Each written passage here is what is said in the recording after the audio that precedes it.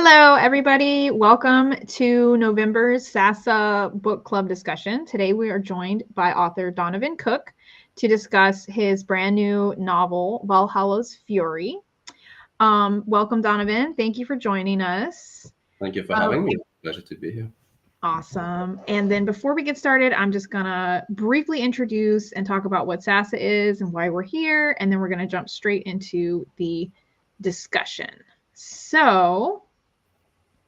So again, we're doing a book club with Donovan Cook to discuss his new book, which came out in September, I believe. And during our event, I will put up QR codes. It is available in our book club, our bookshop.org bookshop. And every purchase from that bookshop goes to support SASA. So if you don't have your copy of Valhalla's Fury yet and you would like to purchase one, I will have a QR code for everybody who wants to do that. SASA is on a mission to promote the study of the ancient world and engagement with our human deeper paths, building a grassroots movement through outreach, collaboration, accessibility, and public scholarship. We work toward our goal of inspiring a wide, inclusive community of scholars, learners, and students. And my favorite is exploring the fiction world and how we can make it engaging in that way. So we can be found pretty much on every social platform: Facebook, Twitter, LinkedIn. We do a lot of live streams on Twitch as well. So if you are interested in ancient studies, please follow along because we have lots of different programs on all of our platforms. Our live event protocol, we are live on several platforms currently, and there are chats and questions available, or I should say there are ways for people to interact, our viewers to interact and ask questions. So please feel free to do so. We will see your questions and we'll be able to answer them. So if you have a question while we're discussing Valhalla's Fury, please feel free to ask it. Just be respectful and courteous, and most of all, have fun. And then if you do feel passionate about ancient studies the way that we do, please consider becoming a recurring donor. There's a QR code in the top left corner that will take you directly to the donation page if you would like to become a recurring donor. And that's it. So we're going to jump straight into, what happened here? There we go. We're going to jump straight into the questions. And my first question for you is, in your own words, tell us about Valhalla's Fury and the entire series, not just this book, because this is book 4. Just give us a brief overview of the series and what it's about. I need to remember what the book is about. It's been a while. Well, the series, Charlemagne's Cross series, essentially is about a grandfather and grandson. You have Charles. He lives in West Francia, right on the border. His father is, or was, Sven's son, who was taken at hostage from him right in the beginning of the first novel, Odin's Betrayal. Sven is your stereotypical Norse Jarl, likes to fight, likes to drink, doesn't like Christians, makes a name for himself raiding and pillaging around Europe until his world kind of falls apart. So that's the story, yeah. In Valhalla's Fury, which, like you said, is the 4th and final novel in the series, Sven has lost Charles again. He needs to find Charles, and to do this, he has to return to the person who took his son away from him in the first place, King Louis the German of West Francia, and make a deal with Louis the German. Louis the German has his own plans for Sven, and he forces Sven to be his mercenary in exchange for Charles's life. And Sven has to go to West Francia to help Louis the German's son take over Aquitaine. Lots of violence, lots of chaos, lots of fun. Yes, definitely. So one thing that was super fascinating as I was reading it, let me make sure I don't ask this question because I don't think. Okay, yeah, this is a kind of an impromptu question, but I found it super fascinating how you portrayed the different kings, Christian kings of this time period, and how they use the heathen Vikings as a means to inflict damage on each other. And that was just, I mean, it's a common theme in stories, but it's always just fascinating to me to read it or to watch it happen. Like, what was the thought process like Um, in these people's minds? You know, it's just wild. I guess for a lot of it, and again, it's not just the Frankish kings. There are plenty of stories of British, English kings doing the same. Beginning of the Viking Age in England, a few of them paid Viking mercenaries to attack other kingdoms. In Frankish history, with the falling apart of the Frankish Empire, the three brothers, there's Louis the German, there was, I think his name was Lothar, and there was Charles the Bold. They regularly used Viking mercenaries to attack each other's kingdoms. I imagine it was a way to inflict damage on your fellow king without you yourself being implicated in it. Maybe they didn't think it would come back to them. Maybe at the time it didn't, or maybe again afterwards when historians looked at the history, they realized, oh, hang on, Yeah. Christian kings aren't being very Christian-like. Maybe it was also a way to kind of like, you know, kill two birds with one stone. Like, hey, we have these heathen Vikings, and then we have these, you know, bad Christians over here. Maybe we can just get them to kill each other, and then, you know, it'll be better for us.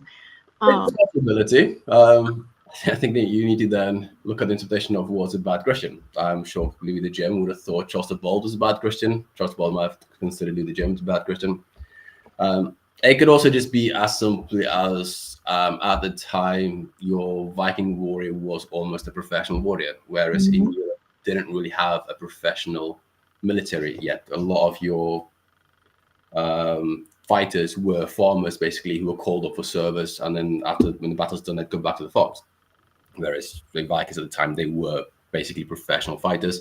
So it's a way of bringing in an elite force of fighters to attack someone else's kingdom to help you defeat your enemy.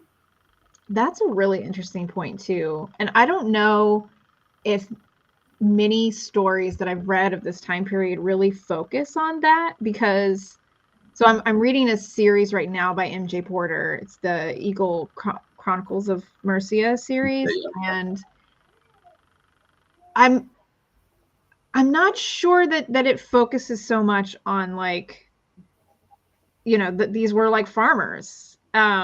Usually when I read something, it's like, oh, we're going to go to the barracks and we're going to train, you know, and maybe it wasn't quite like that. That's an interesting point. Well, yeah. I guess readers don't read about farmers fighting. And again, pitchforks. Yeah, exactly. It's not going to be very exciting. He raises pitchfork at his enemy. I think as well, each king or earl or duke would have had a small force of elite. Your house cults, your house warriors. I know this series, MJ Porter, who's a good friend of mine. And her series kind of focuses on these kind of house warriors more than natural. And that, again, over time, just extended into a larger kind of professional army, especially in England, with the Vikings attacks becoming more regular. The English kings realized they need, especially King Alfred, realized he needed to have professional fighters to be able to fight these professional fighters. So I guess in your general army, you probably would have had about 10% professional fighters, and the rest would have been your farmers, conscripts, yes, doing the national unfortunates. Yeah, you're old enough to hold a sword, so let's go. Basically, yeah, you can walk. There you go. Yeah. That's crazy to think about. Okay, so your main character, Sven, is a renowned Viking warrior in your novels. Is he based on a real historical figure, or is he a figment of the imagination? It's based on my grandfather. Oh, that's cool. Tell me more. No, my grandfather was a lot nicer than he was. I guess he's your stereotypical Viking. He's not based on anyone in particular, but he's just based on what people imagined a Viking warrior might have been. And with the whole series, I had a lot of fun just playing with stereotypes. And you'll see it more in the early books. There's a lot of stereotypes, Christian stereotypes about the Vikings, Viking stereotypes about the Christians, and I had a lot of fun playing with that. So that's what Sven is. He's just your stereotypical Viking warrior, but at the same time, I didn't want to make him too stereotypical. I didn't want 6 foot, broad shoulders, almost like tree trunks. So I kind of made him short, fat, and ugly. I like that. That was a good character detail. Yeah, it was just a bit of fun. I have a fun with it, and he's definitely one of my favorite characters I've written about. Yeah, I really appreciated how his art developed through the last book too. How he's getting old, he's getting tired of fighting. When you think of a Viking warrior, you think they're never gonna stop. This is their life, like they're just for death and glory type themes. But then Sven is just like, man, I want to retire. Like, I just want to go to a peaceful place, like just chill. Like my knees are aching. Like, I really appreciated how human you made Sven as an older warrior, and like incorporating that realistic nature of, you can't just go on and on forever. Like, your body's going to start breaking down. And I really appreciate it. That added such an awesome aspect to his character. It was really cool to see that. So nice job on that. That was cool. Yeah, that's personal experience. I mean, I'm not old, but I'm not quite young anymore. My body doesn't really want to play along some days. And I guess I like watching sports. A lot of it comes down from listening to sports people talk post the sports careers, the injury issues they have, the problems they have. So I kind of try to put that into there as well. And I guess, when we're young, we're arrogant. We think we know it all. We think we can take the world on. Once you've lived through it, you kind of realize, I've just had enough. I just want to go sit in the pub and have a pint. And yeah, I feel that. I feel that deeply.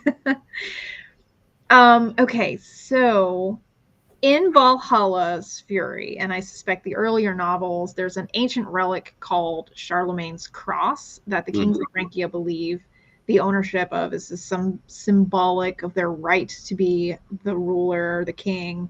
How did you come by this idea in your novels? And is this based on like a historical relic, or tell me more about this? I needed something to make grown men want to kill a child, basically. It's not really based on any specific relic, but I'm sure at the time religious superstition was quite a main thing. So there probably would have been items that people believed if they held this, then they kind of gave them the right to be a king, be a leader. It was more, like I said, I needed something to basically put Charles's life in danger and to get him to go to, because in the beginning of Odin's Betrayal, he doesn't know Sven the Board is his grandfather. He's heard the name, he's been told stories about the horrible Sven eating Christian children and burning Christians alive his whole entire life, but he's never been told this is your grandfather.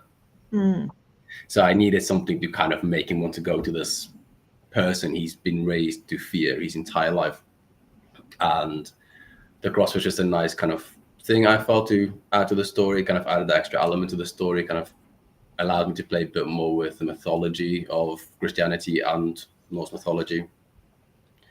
And in a way to link the two as well, in a sense, because if you read the series, you kind of, I don't want to give anything away too much, but you kind of realize the cross is kind of linked with Norse mythology as well. There are elements to that kind of linked to Norse mythology as well, especially early Saxon mythology.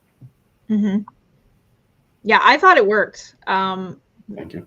I enjoyed it a lot, especially not to be spoilery, but the conflict around, like, is this the authentic one? Is this not? Like, does it really matter?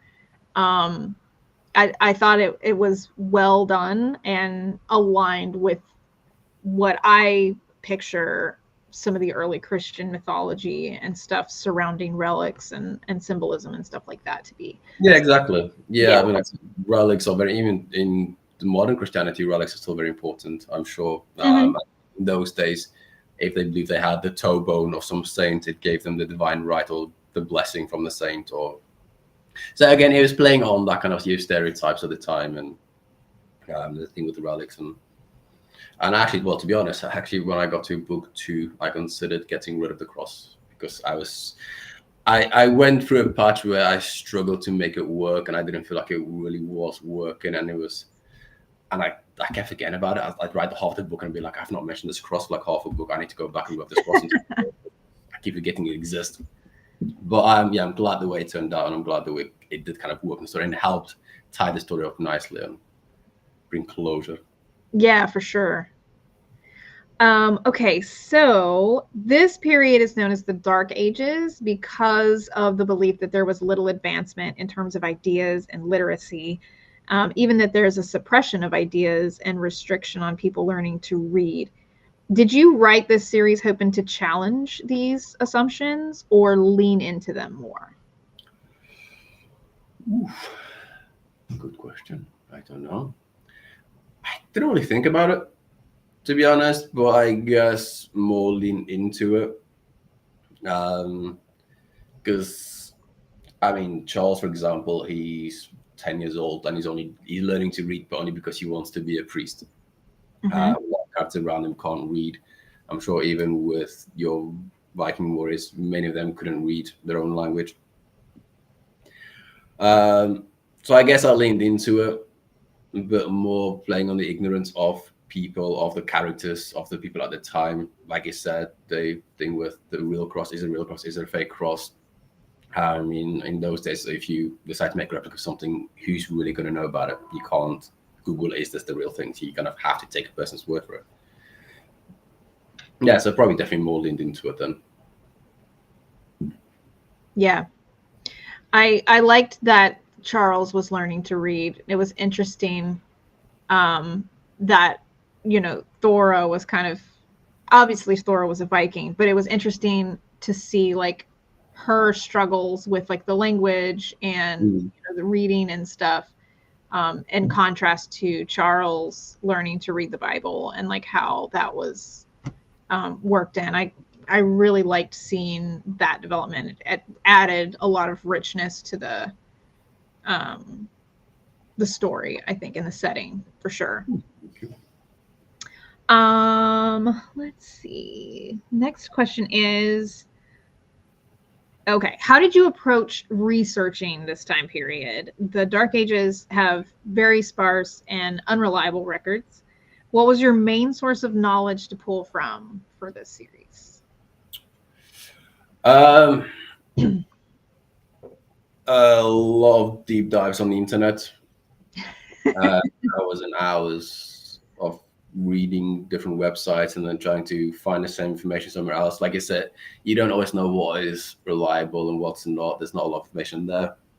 I had to pull a lot from Christian sources as well, medieval Christian sources. For example, the life of Ansgar I used to get the basis of the story, because he, especially Ansgar, if you don't know, he was a monk or a priest who at the time was sent into Denmark and to Sweden to Christianize the filthy heathens and bring them under the light, bring into the light of God. So he was actually in Denmark and Sweden at the time my story takes place. And a while later, one of his disciples, I guess, wrote about his life. So there's quite a lot about what was happening in Denmark at the time based on Ansgar's observations. Unfortunately, yeah, because it's a Christian source, you do have to take quite a lot with a pinch of salt, because it's going to be very biased and it's going to be very anti-Viking in a way. So you do need to decide if something is accurate enough, or sometimes it just makes a good story. You chuck it in. You don't know if it's true or not, but you chuck it in because it just makes for a good story. Yeah. If one of our viewers is thinking about, looking at that, where would they search for that text that you're talking about? Because sounds really fascinating. Google it. I guess. I mean, most big libraries, I guess, would have a copy of it, I assume. Okay. Unfortunately, I don't really have access to English-speaking libraries, so I don't know what you can find in them. But that's why a lot of my stuff tends to be online research or buying books online. Okay. If you Google it, there are plenty of websites that do have digital copies of this. I think it is a publicly available source. So that, for example, you can get for free online. It might not be as convenient to read as if you get the actual book. There are a lot of other really good books by historians and archaeologists who spend a lot of time researching the time period that give you a lot of information about not necessarily events, but the people themselves, what the lives would have been like or might have been like, what they might have felt, what they might have thought. And there are many books that do help you with the story. The one I used was called Vikings at War. I can't remember the name of the author at the moment, unfortunately. But I found like I used that for most of the series because it gave a nice deep dive into what was happening in Europe and in Britain at the time with the Vikings, with the civil war in the Frankish Empire that led to its breakdown, how the sons of Louis the Pious used Vikings to kind of attack each other. And again, it does a lot about Denmark's story in this as well, and how Denmark's conflict first with Louis the Pious and then Louis the German in the East Frankish Empire.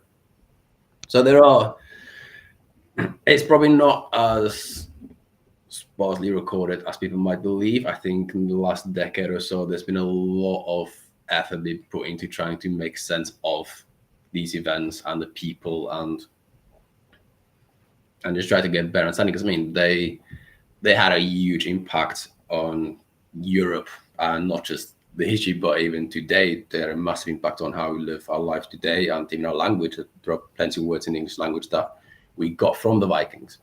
Mm-hmm. Simple words like husband, window, cake, I think as well. These words we took from the Viking language. Taxes as well, unfortunately, they introduced taxes. So, probably the worst crime. Yeah, the worst crime.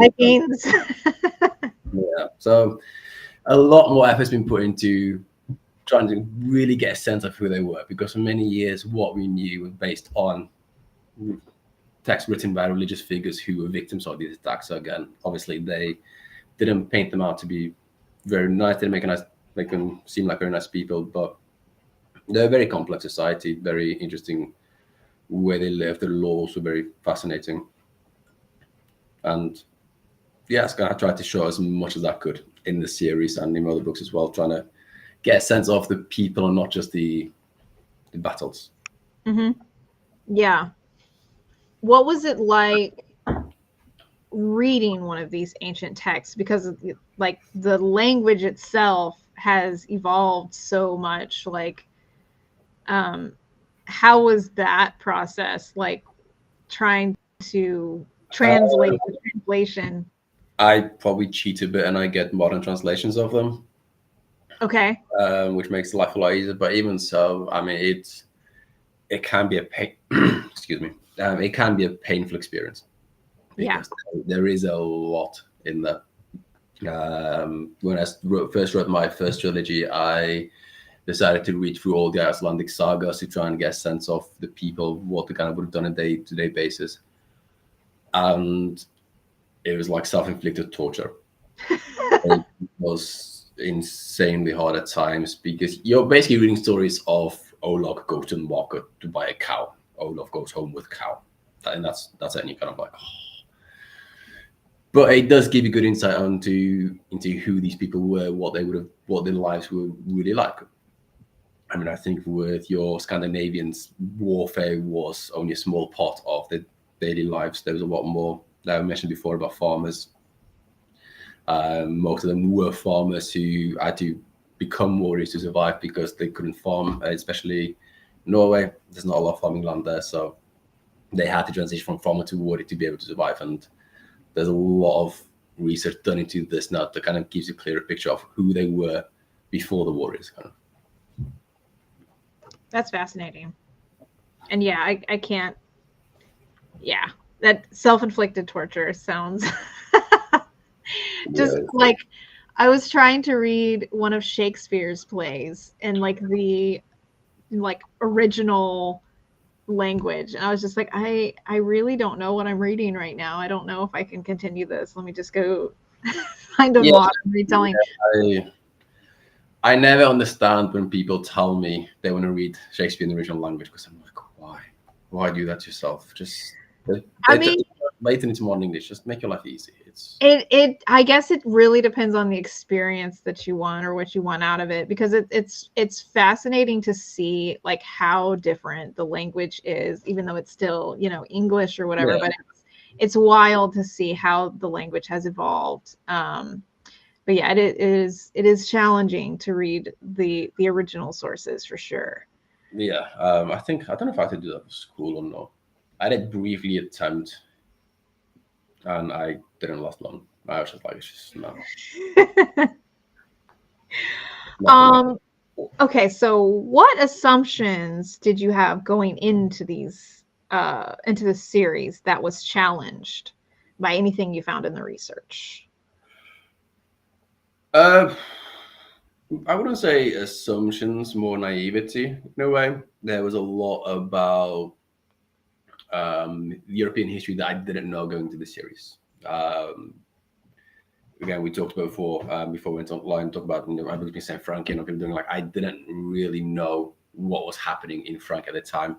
The main reason I chose that time period is because Louis the German had a daughter that was convenient to my story. That was literally the reason I chose this time period. So going into it, I didn't do any research. I kind of assumed nothing was happening. I knew about the Treaty of Verdun, which was set, which happened probably about 10 years before my story is set. I kind of knew about that because my previous series, but I kind of didn't really know what happened afterwards.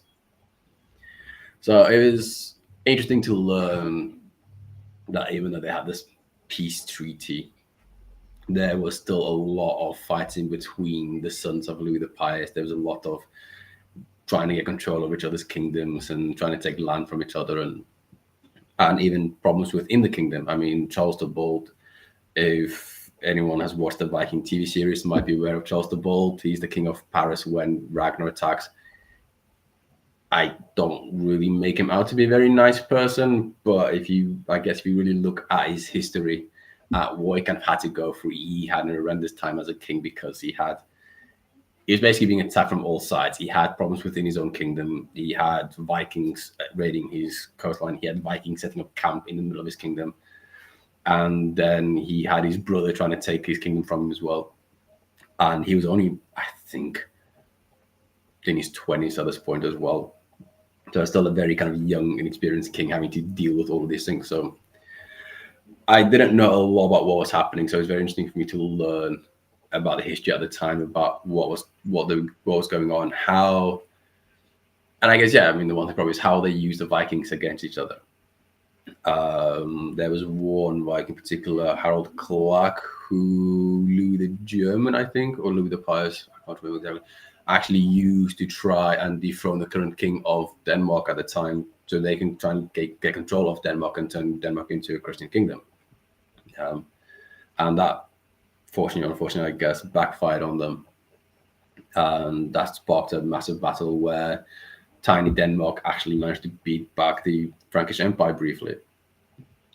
So there was a lot happening that I didn't know about, and that for me was probably more interesting to learn kind of how much took place and how little we kind of know about it, because obviously being history, people in UK and foreign American people don't really learn about any of this history. Yeah, or it's very, I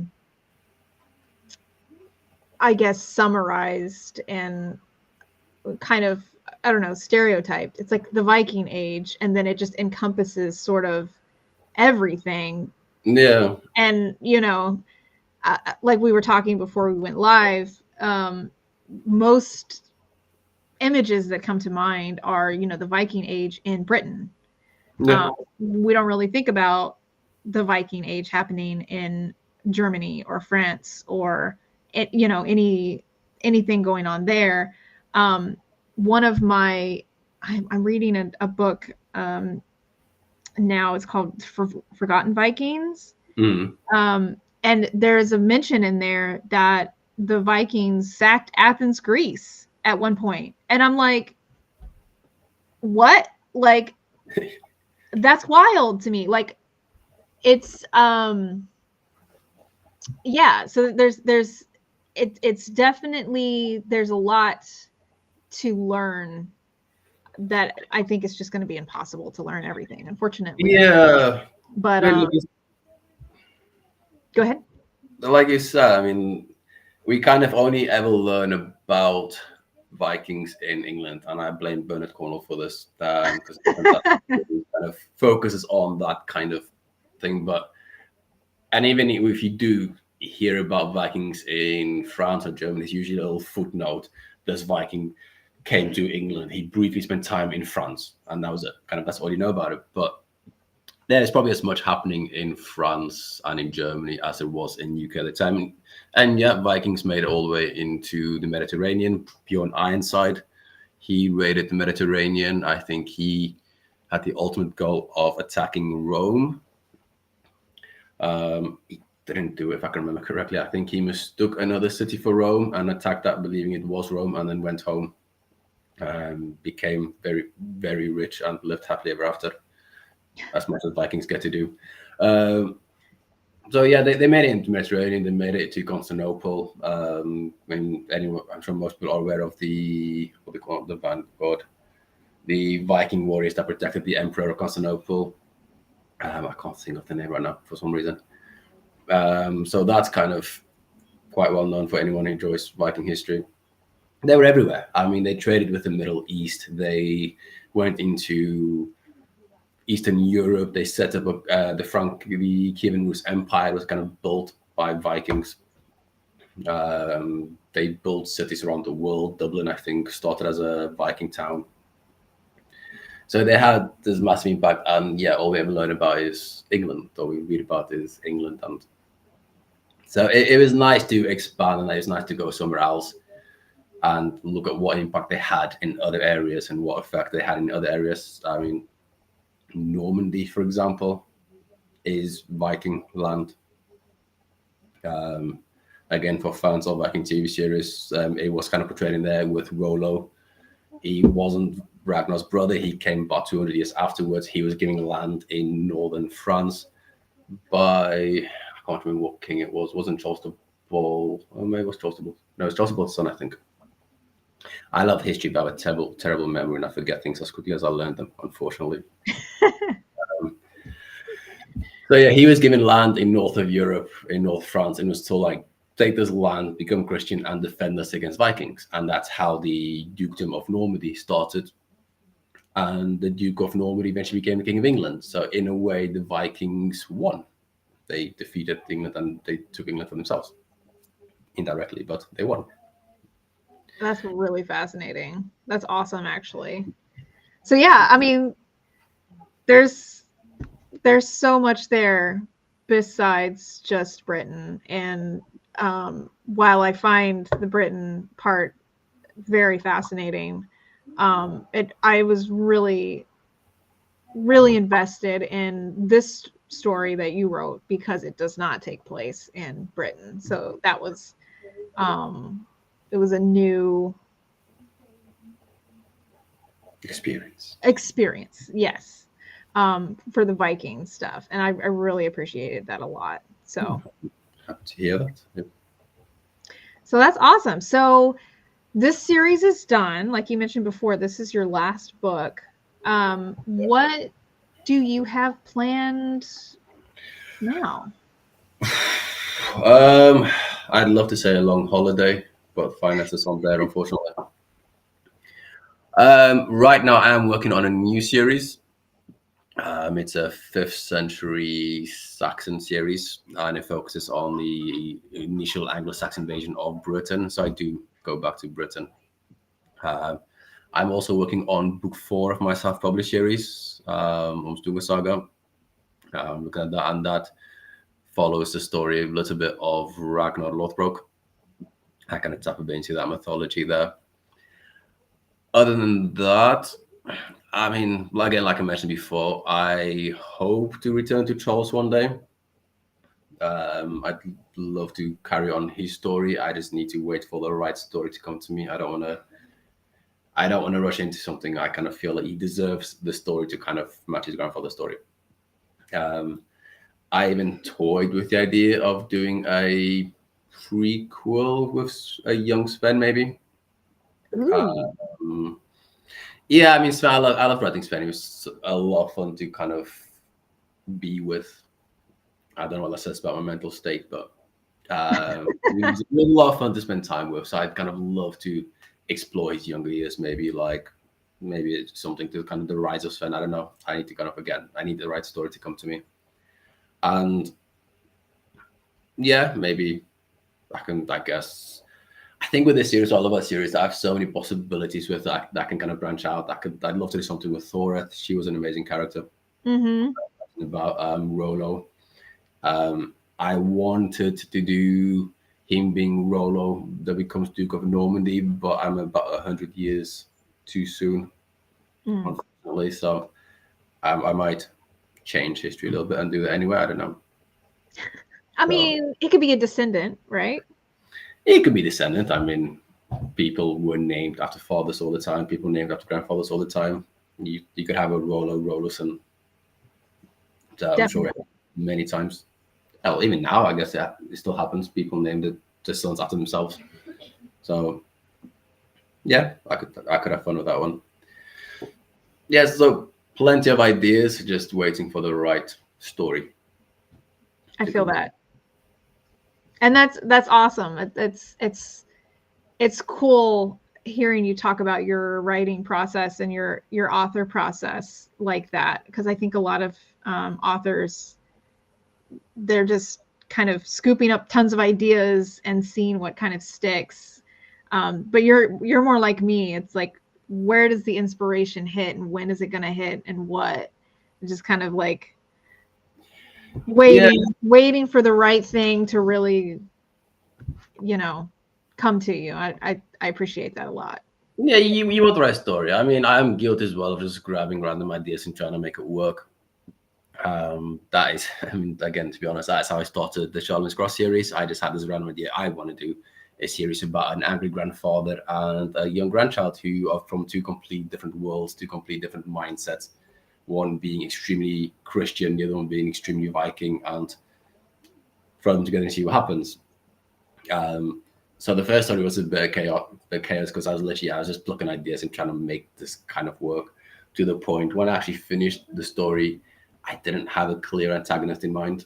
And my editor was like, right, great story, but who's the bad guy here? And I was like, I don't know. So she kind of made me go back and kind of look at the history properly again. And that's why and it helped. I think it really helped this big series what it was, the fact that there wasn't really a single bad person there. It was just a multitude of people trying to survive more than anything else. Yeah. I actually think that strengthened the story. I made it feel more real. I mean, everybody, I don't think there's any one person in your story that I was just like, oh yeah, this is the King Arthur or whatever. Like, this is like the infallible hero. I mean, everybody had flaws and, misgivings about things. And, everybody did things that I was like, I don't think I would have done it quite like that. And it just made the story more real and more, I don't know, more engaging for me personally. I love a good flawed character. So yeah, it is happy coincidences more than planned. I'm not that intelligent. So I mean, Sven was going to be a lot worse than what he was, but again, my editors were like, dial it down a little bit, a bit too violent, kind of just calm him down. But yeah, I mean, but again, as people, we all have our flaws, we all have our problems. You can't really say that person is definitely a good person, that person is definitely a bad person. And I try to portray that as much in my story. I try to kind of, same with religion, I try to portray religion as from both sides, to portray the good side of Christianity and the Norse mythology and the negative sides of it as well. I try to kind of look at things from both sides where I could, and I'm just glad it worked out. Yeah, I think the balance was well done. I really, really enjoyed the story. Thank you. and definitely interested in the new story that you're working on too, with the 500-ish year in the 5th century Brit. I think that's going to be really fascinating too. Not a lot is known about that time period, so. Luckily for me, yeah, because I don't think I'm just writing and praying it works. Yeah, it's a fascinating period because we don't know a lot, and what kind of amazes me in terms of English history, and I guess not just for people in the UK, but maybe America as well. That kind of, because that's where the English people came from. The idea of an English person, that's where it kind of came from, and we know very little about it. Yeah. I kind of wanted to explore more there, kind of try to look at what might have happened, how I imagine it could have been, and just put my little spin on it. And I hope it works. I hope it's as good as Shaman's Cross series, but we're still early stages. Yeah. Well, I will be following closely because I'm very interested in what happens. So, are there any questions from our viewers? Anything that anybody would like to ask Donovan, either about the series or about any projects he's working on, the characters, Vikings, anything at all? I want to open it up for questions. And I've been looking at your map behind you. I think that is such an interesting rendering because most of the atlas, and this is probably sounds really stupid, but most of the atlases I see have, you know, the North American continent and South America on the left. So it's cool to see. It is on the left. It's the reflection. Oh, it's just mirrored in the camera. Oh, okay, yeah. Okay. Okay. It's actually a puzzle. It's not a map. It's a puzzle. My wife and I did a few years ago, and then we decided to frame it. And we had this idea because we met working on cruise ships, so we were looking at. We got to travel quite a lot of Europe and around the world. And the idea was to kind of get all these little pins, put the pins in places we've been, and different color pins in places we want to go to. And we built a puzzle. We framed it. We put the first pin in, and then it's like, we can't pay us. It's too much effort. Yeah, I think I have a cork board that we had a similar idea that we were going to do that, and then it never manifested. Yeah, we had kids, and then it's like our travel years are over for at least. Yeah, it's more depressing than motivating at times. You kind of as time goes by, you just see the pins kind of stay, then nothing's changing. Because I'm like, where have I it's more like the restriction, like the budget restrictions. It's like I want to go everywhere, but we can't do that, you know. So it's like, where do we spend our time and our money? Like, how do you pick where to go? Yeah, exactly. There's so much cool stuff everywhere, and especially for me, because my Google algorithm knows what I enjoy reading, and so it sends me these articles on, you know, archaeologists found this cool thing here, and this new whatever thing found in this country, and you want to go and see, you know, and it's just like, oh my gosh, that's so cool. Like, now I want to go to China, or now I want to go to Aleppo, or, you know, wherever. Just this new you know, stuff being found everywhere, and it's like, how do you pick where to go? But that's the thing, especially my wife and I, we don't live near family, so more often over the last few years, especially before COVID, if we had holiday, it would either be going to visit her family, visit my family. So we had like this 5-year chunk of only really visiting family, not really doing anything else. And then I think in 2018 we decided we were going to go somewhere else. So we went. I was born in South Africa. I still have some family there.